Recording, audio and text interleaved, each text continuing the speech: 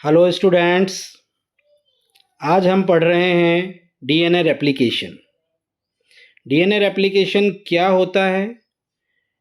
DNA replication में कौन कौन से एंजाइम भाग लेते हैं, उनके बारे में आज हम डिटेल में बात करते हैं। तो सबसे पहले डीएनए रेप्लिकेशन क्या होता है उसके बारे में हम बात कर रहे हैं। डीएनए रेप्लिकेशन का क्या मीनिंग है? आपको पता है कि डीएनए को एक से दो कॉपी बनानी होती है। जब भी सेल डिवीज़न करता है तो उससे पहले सेल साइकिल के दौरान, सेल साइकिल की जो एस फेज होती है उसमें डीएनए रेप्लिकेट करता है, यानी उसकी डबलिंग होती है। तो क्या डेफिनेशन होगी कि फॉर्मेशन ऑफ डीएनए इटसेल्फ, यानी कि डीएनए का खुद का बनना, डीएनए से डीएनए बनना ही क्या कहलाता है? DNA replication.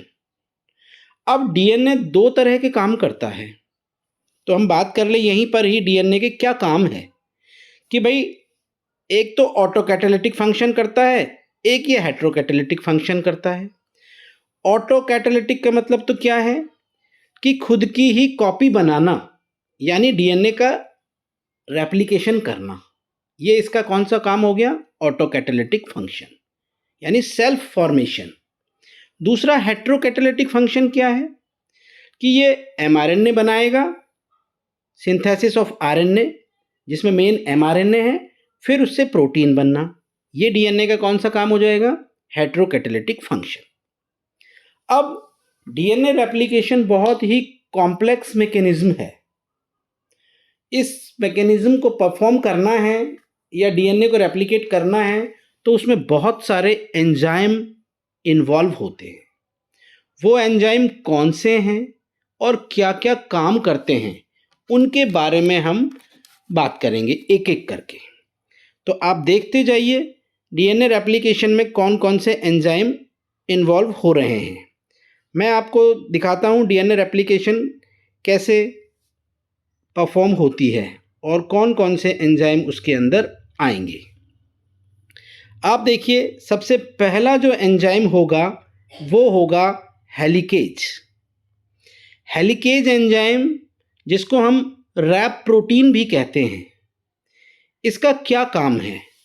आप देखते हैं कि भाई डीएनए इस तरह से डबल हेलिकल स्ट्रक्चर होती है।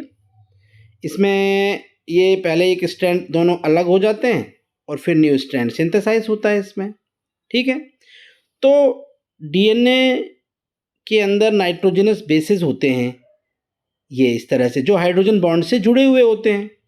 तो हेलिकेज का काम केवल क्या है कि नाइट्रोजन बेसिस के बीच में से हाइड्रोजन बॉन्ड्स को कट करना, यानी हाइड्रोजन बॉन्ड को रिमूव कर देना, जिससे डीएनए के अनवाइंडिंग यानी खुलना स्टार्ट हो जाता है। ये आप देख रहे हो हेलिकेज को, ये हाइड्रोजन बॉन्ड को काटता जाएगा और डीएनए के जो नाइट्रोजन बेसिस हैं वो अलग होते चले जाएंगे। Is it clear? अब अगर मैं बात करूं तो हेलिकेज का काम आपको क्लियर हुआ कि ये क्या करेगा? डीएनए को अनवाइंड करेगा। कैसे करेगा? उनके बीच में नाइट्रोजनस बेसिस के हाइड्रोजन बॉन्ड को काट के अलग करना, ये मेन काम इसका होगा। अब आप देखें, दूसरा एक बहुत इंपॉर्टेंट एंजाइम है जिसे हम कहते हैं टोपोआइसोमरेज।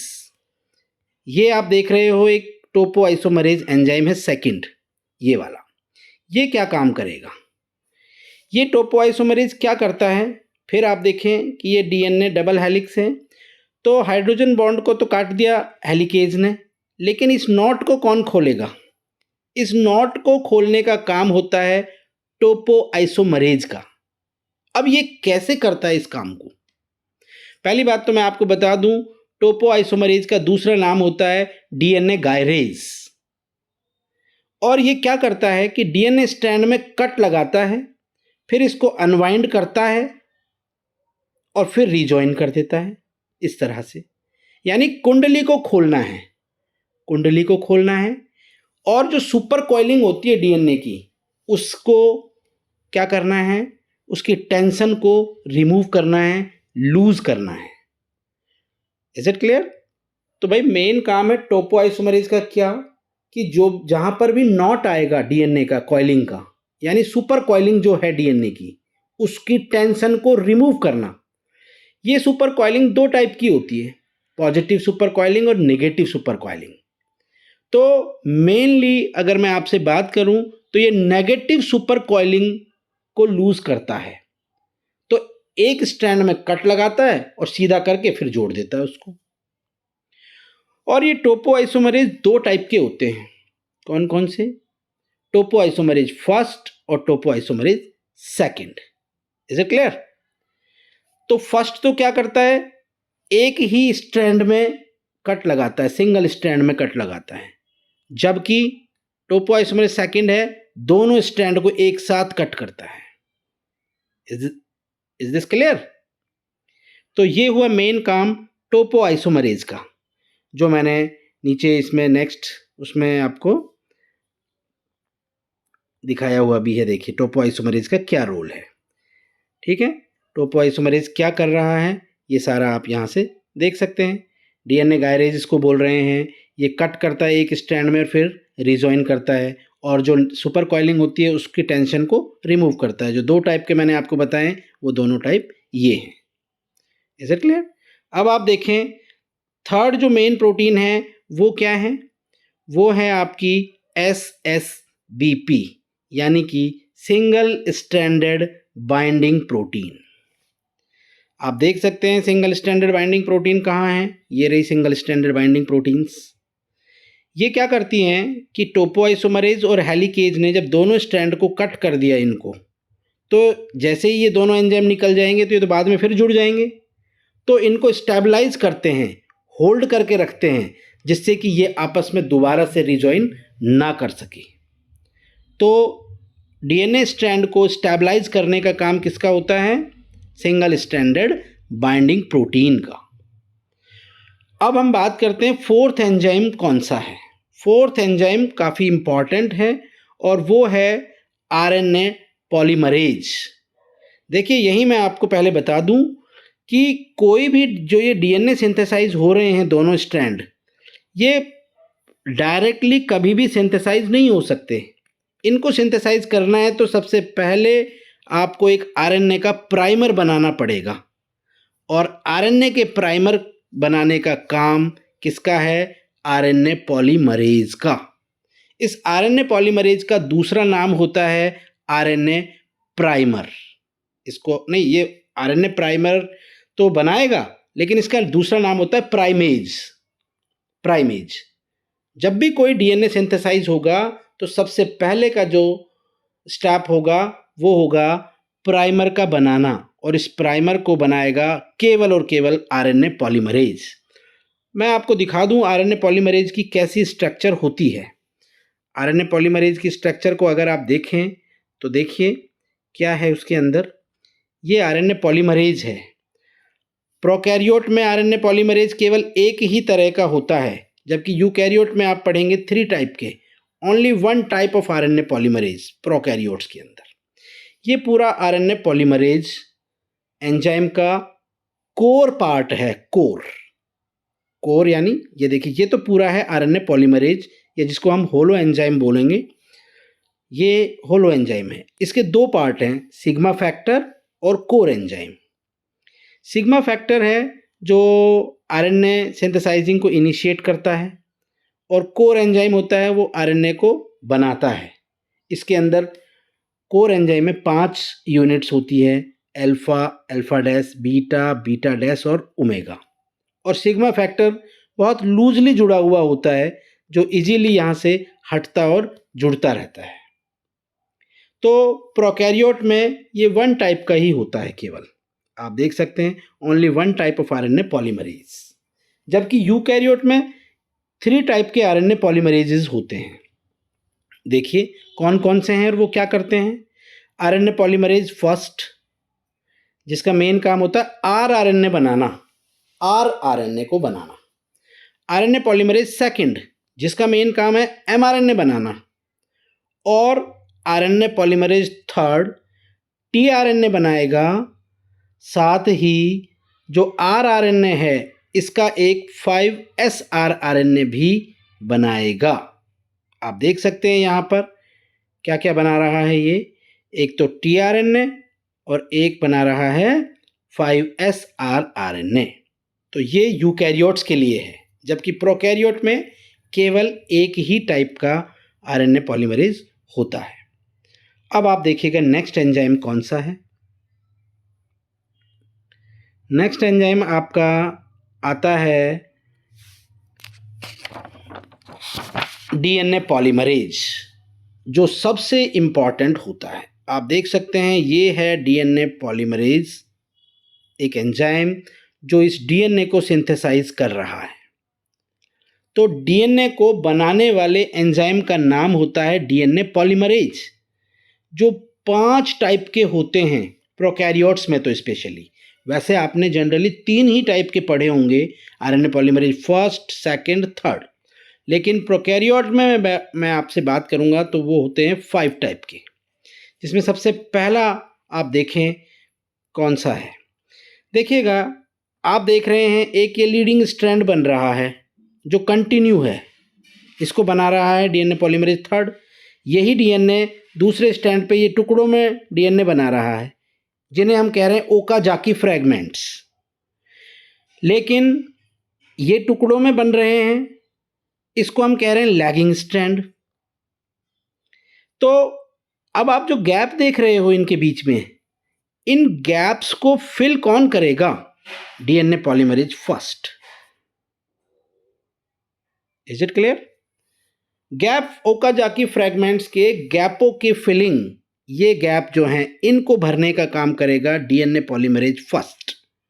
फिर डीएनए पॉलीमरेज सेकंड क्या करेगा? कभी कभी कोई गलत नाइट्रोजनस बेस जुड़ जाता है तो उसकी प्रूफ रीड या रिपेयर डीएनए को कौन करेगा? डीएनए रिपेयरिंग का काम किसका है? डीएनए पॉलीमरेज सेकंड का। और ये पूरे डीएनए को बनाने का काम डीएनए पॉलीमरेज थर्ड का। क्लियर है आपको ये? तो डीएनए पॉलीमरेज थर्ड हमेशा 5 to 3' डायरेक्शन में ही डीएनए बना सकता है, यानी 5 to 3। और डीएनए बनाने का काम केवल डीएनए पॉलीमरेज थर्ड का होता है, जबकि फर्स्ट का ओकाजाकी फ्रैगमेंट्स के गैप को फिल करना, सेकंड का डीएनए को रिपेयर करना। और डीएनए पॉलीमरेज 4 का काम क्या है?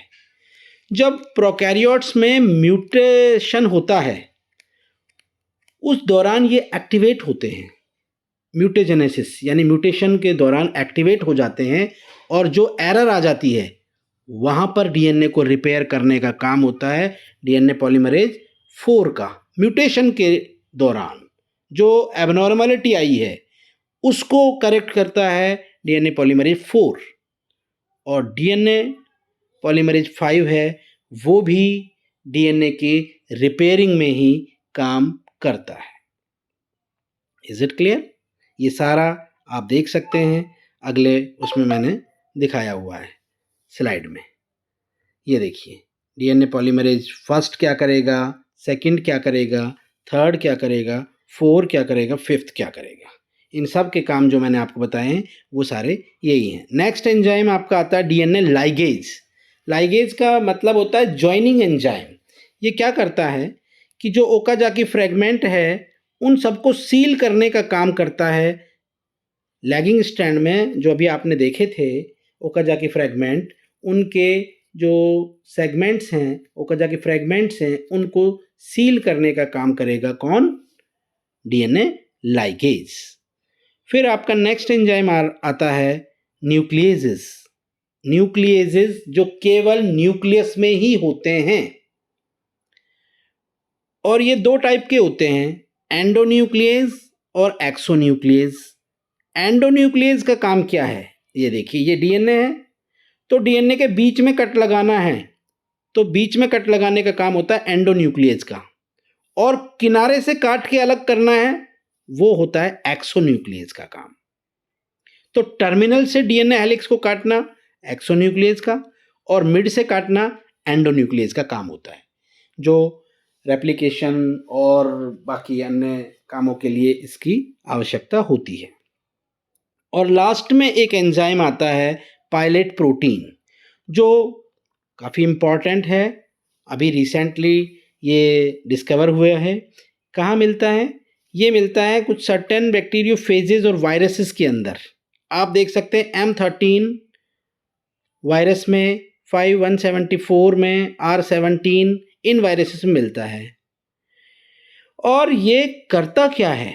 इट गाइड डीएनए, यानी डीएनए को ये गाइड करता है इन्फेक्शन के लिए, और which is essential for replicative assembly. यानी कि इन्फेक्शन वायरस आपको पता है एक एंट्री करता है और फिर अंदर जाके वो वायरस की फैक्ट्री बनाता है और नए नए असेंबल करके वायरस बनाने लगता है। वो सारी गाइडेंस ये पायलट प्रोटीन के द्वारा ही किया जाता है। तो ये टोटल 8 एंजाइम्स हैं जो प्रोकैरियोट और यूकैरियोट के अंदर डीएनए को गाइड करते हैं, रेप्लिकेशन को कंट्रोल करते हैं। तो आप देख सकते हैं यहाँ पर मैंने सभी एंजाइम के बारे में बात की है। डीएनए लाइगेज है, वो यहाँ पर गैप को बाद में फिल करेगा, ज्वाइन करेगा दोनों को। गैप फिल करने का काम तो डीएनए पॉलीमर फर्स्ट का था, ठीक है। और मैंने आपको न्यूक्लियेजेस के रोल भी बता दिए हैं जो प्रूफ रीडिंग या डीएनए एडिटिंग के टाइम में काम आते रहते हैं।